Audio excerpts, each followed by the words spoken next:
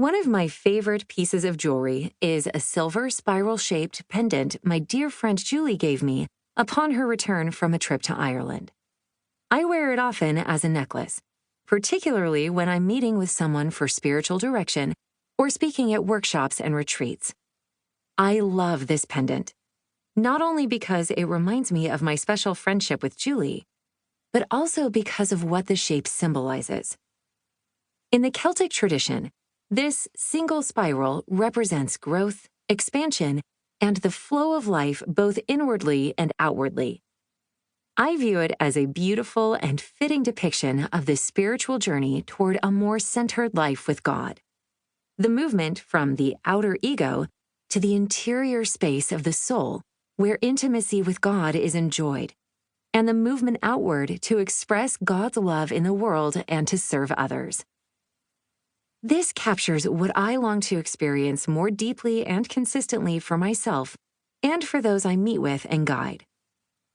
Circles and spirals have frequently been used to symbolize the spiritual life and the interior movements of the soul toward the divine.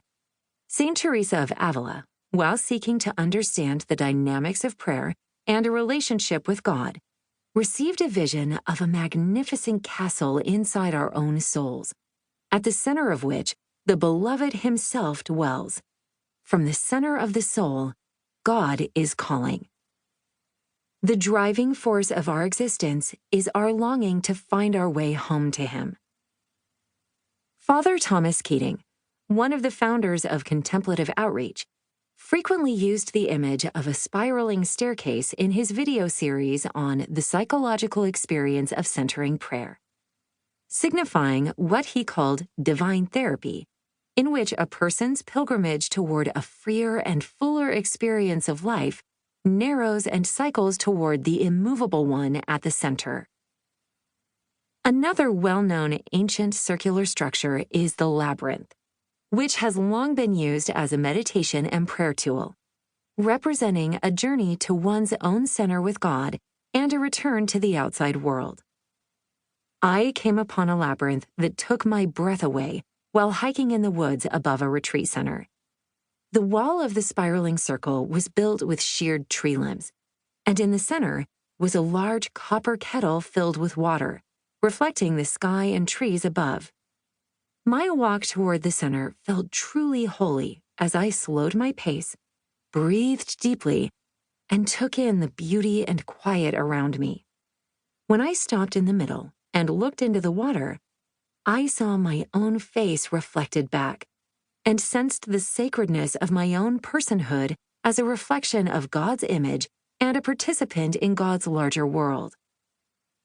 As is usually the case when I take a slow meditative walk along a labyrinth, I felt settled as I journeyed outward, and I left with a renewed awareness of God's love, presence, and guidance.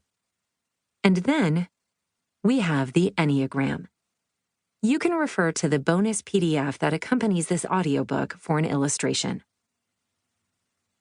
The circular symbol, as we know it today, with connecting lines and 9 numbers around the perimeter, was introduced to the modern world in the early 1900s by George Gurdjieff, a philosopher and spiritual teacher who had encountered the Enneagram at some point in his search for ancient wisdom about human transformation. Where he learned it is unclear, but it became a main focus of his work.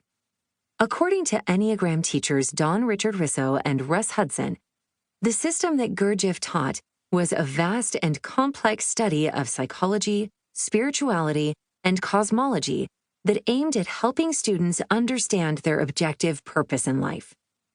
Gurdjieff also taught that the Enneagram was the central and most important symbol in his philosophy. Many of the components included in Enneagram teachings today, particularly the psychological elements, were not part of Gurdjieff's work, but were added by others later.